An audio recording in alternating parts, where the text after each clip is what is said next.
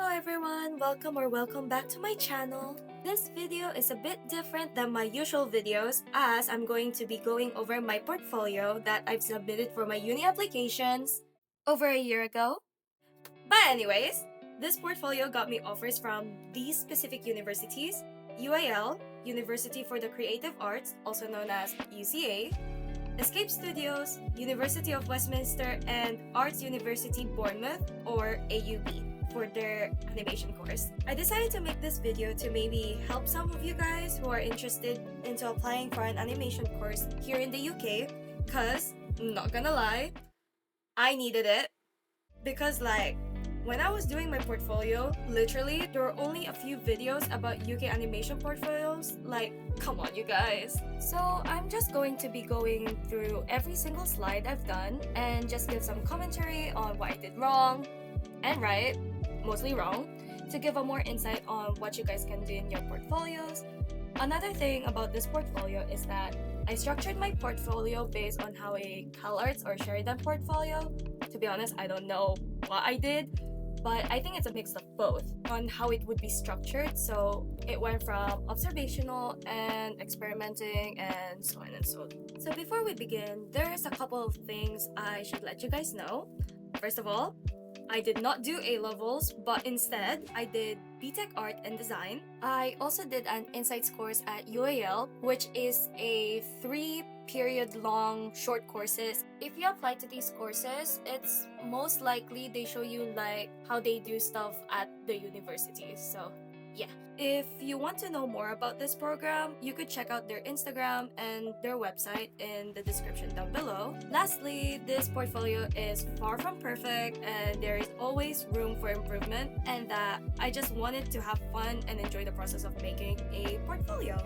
So for my portfolio, I used Canva instead of making a website, as I didn't have the time to do it, as majority of the universities that I applied to required a PDF format portfolio, and that Canva is really simple to navigate and to use. But if you want to create a website for your portfolios, then go for it. Okay, for the first slide, I did a spread about myself, so that the person who is looking at my portfolio can get to know me a bit on what I do. But I wish I could have done something a bit more interesting about this page, because majority of the teachers or invigilators always say, who's critiquing your portfolio, they recommend to put your best pieces at the front of the portfolio as well as the very back of the portfolio to make a very good impact. I decided to keep it at the very front because a lot of teachers or a lot of people that actually reviewed my portfolio, they said that they really liked it and it's really impactful, so I kept it. For my second slide, I decided to add more sketchbook work, mostly of live drawing sessions, like me drawing people, whether on the train or just people in my class in general. Yeah, I drew people in my class for fun. And I feel like this is a really impactful piece because it can show that I can draw people on the spot and have a good sense of perspective and stuff like that. But yeah, I really like this page, to be honest, and I really don't know why. I also decided to add some gesture drawings in my portfolio because I've seen a lot of it in Sheridan and CalArts portfolios, that putting gesture drawings is really good because it can show that you know the line of action and stuff, which is very crucial when you're actually doing animation, because obviously you need to know how movement works in art. I'm not going to lie, some of these I actually hate. I really don't like some of it, but I would say some of it is very decent. But I wish I could have done more gesture drawings that are really nice that I could have put it in my portfolio. But yeah. Okay, so now moving on to portrait drawings. So technically I'm still on portraiture at this point, but I swear guys, there's more to this portfolio than just humans. I decided to add this to my portfolio because I just wanted to show that I can draw humans in a more rendered form. But I'm not gonna lie, I really hate my own self-portrait. I think it's because I use acrylic on this specific type of paper that's like just absorbing the acrylic really quickly. But I wish I didn't put that in my portfolio, but some of it, it's decent. It's not great, but it's fine. Oh my god. This page!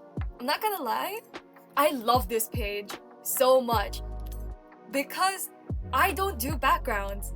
If you guys are my friends, like literally, if you guys went to school with me, I always complained about not doing backgrounds because I just hate doing it.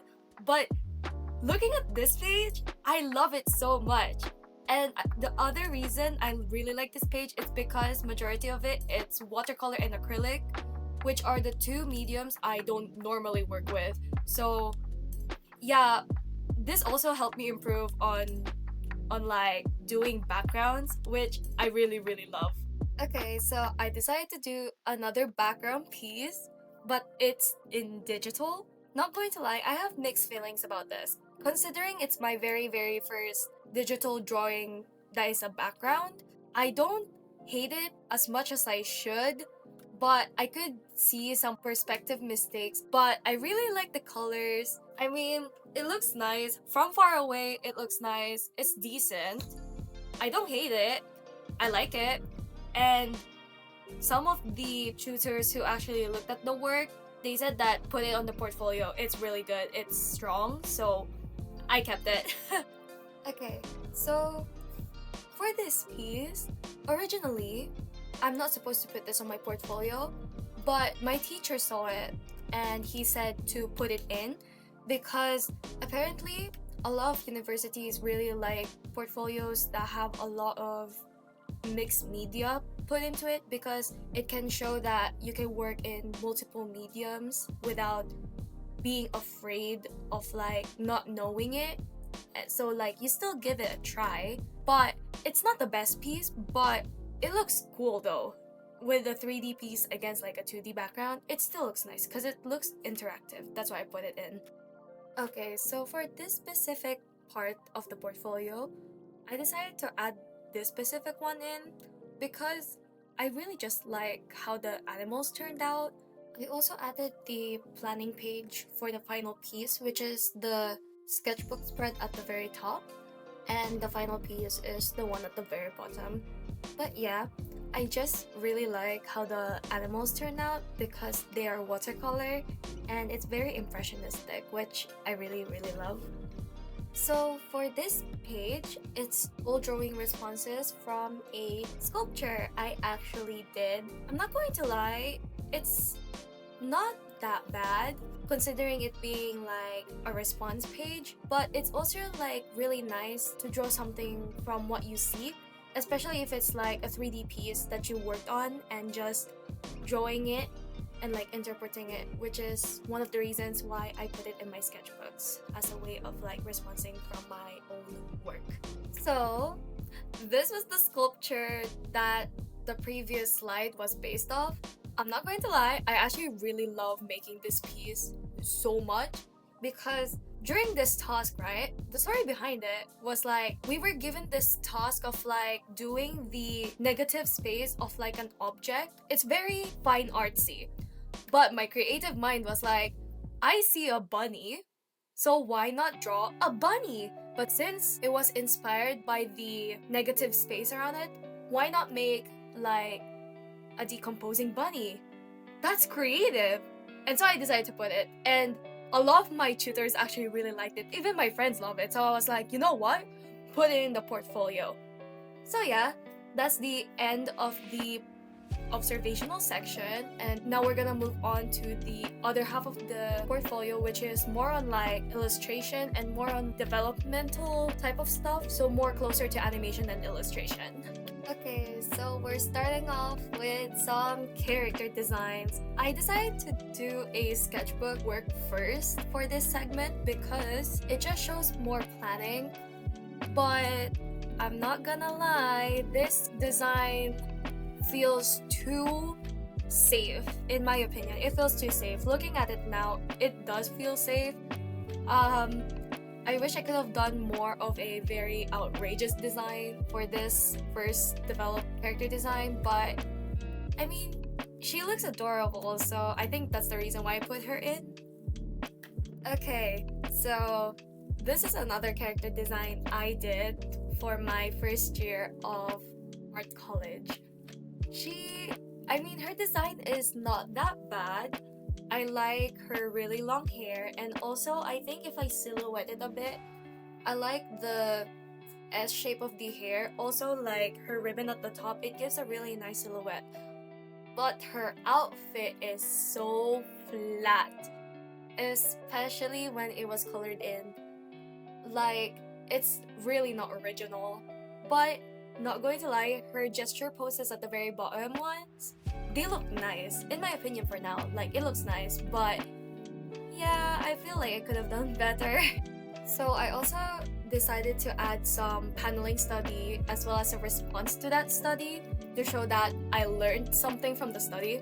Because during BTech art, most of the teachers, they actually prioritize in a more fine artsy way, but the teachers are still supportive if you're going to go to illustration or animation, and they gave like really nice advice. So when I was doing my portfolio stuff, like my portfolio critique with my tutor, he told me to put this because it shows that you can respond to like any form of study and you can apply it to your work.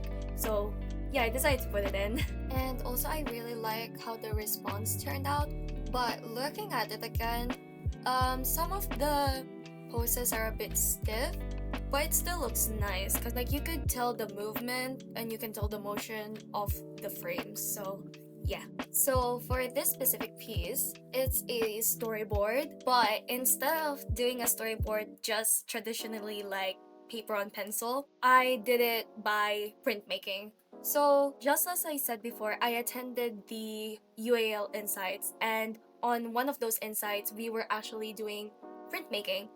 So, I was like, why not utilize the printmaking stuff and do something animation-y with it? So, I decided to do a storyboard. It looks nice though, so yeah.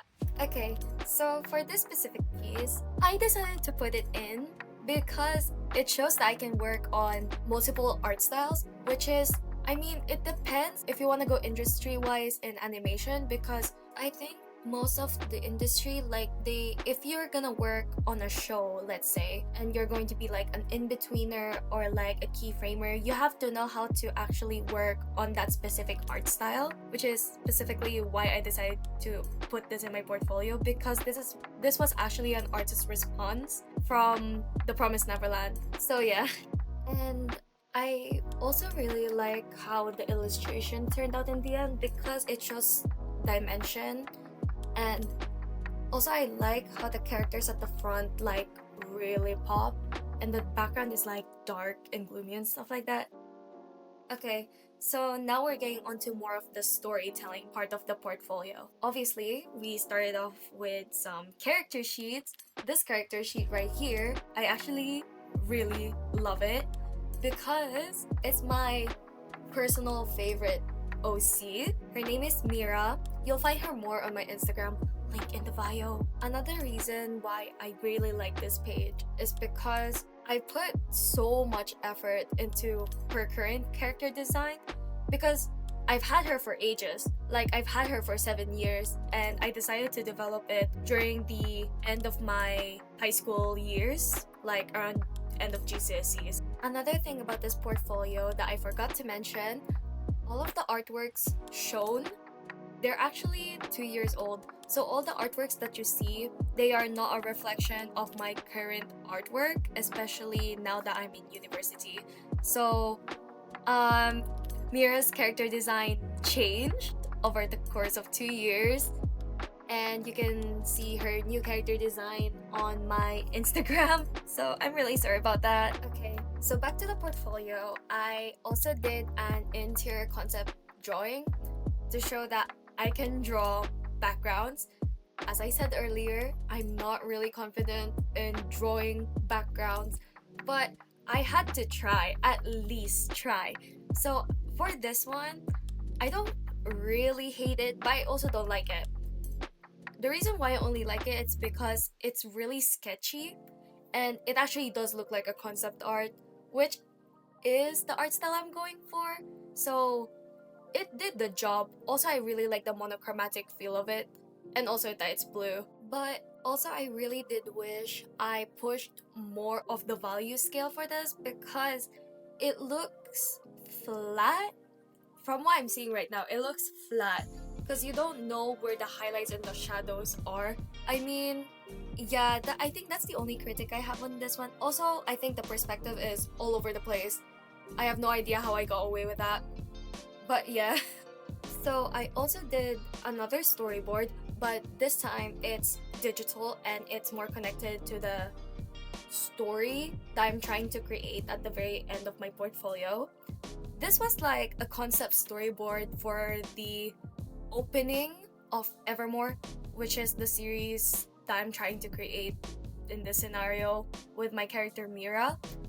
And also, I hope I will put it on development soon. I really hope. But yeah, I mean, not going to lie, I don't normally storyboard. That's all I'm gonna say. I actually didn't know how to storyboard until I got to university. But I would say this storyboard is actually very decent, but it's also not the best. But it's alright. Okay, so now moving on to illustrations. Okay, so I decided to put these two illustrations up because they are actually one of the best illustrations I did that are both digital and traditional, that is Evermore related, and that it links to the story that I'm trying to create at the end. I really like the left one on how it turned out because it's, again, watercolor with color pencil on top as well as like fine liners. I just like how it pops out. That's what I just like about the illustration. While on the right one, I just like the close-up features and how I rendered the skin as well as the hair. And I mean, there might be other people that are actually better illustrators than me, I already know that, but I actually really like these two illustrations. That's why I decided to put it into my portfolio. Last but not least, in my portfolio, I decided to add an animation.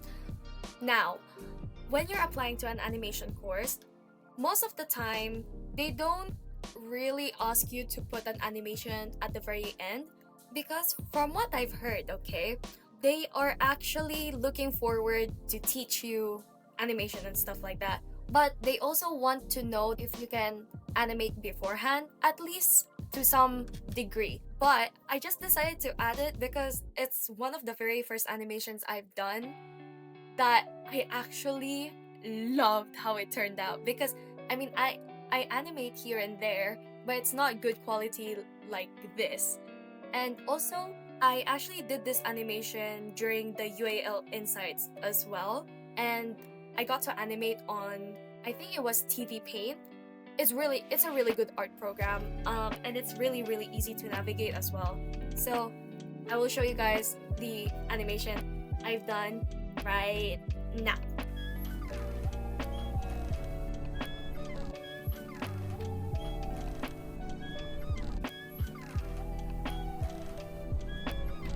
Okay, so we finally made it to the end of the portfolio.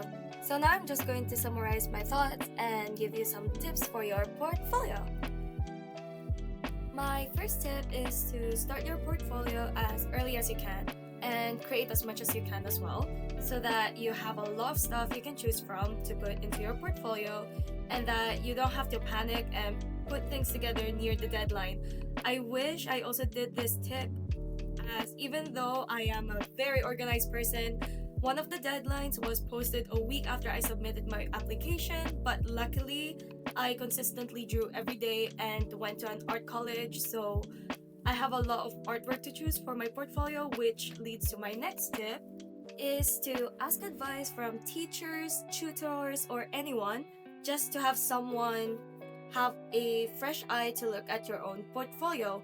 Also, when asking people for advice, I remember one of my tutors currently in uni saying, "Don't be a leaf, be a tree," which means that don't do right away what someone says, because you know your work, and at the end, it's your own, not everyone else's.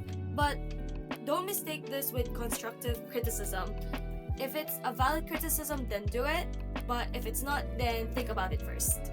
Another tip is to show your process as much as you can. as it shows your thinking process and it also shows your process making skills. Lastly, it's great to show that you can explore different mediums, as it can show the person looking at your portfolio that you can try and experiment whether you are good at it or not, and that you are not afraid on creating something out of your comfort zone. Okay, that's all for now, and thank you guys for watching till the end, and I hope that this video helped you out. As for this video, I currently finished my first year of uni. If you guys want to check out my demo reel, it's in the description down below, and also my social media links are also down below. But I'm mostly active on my Instagram.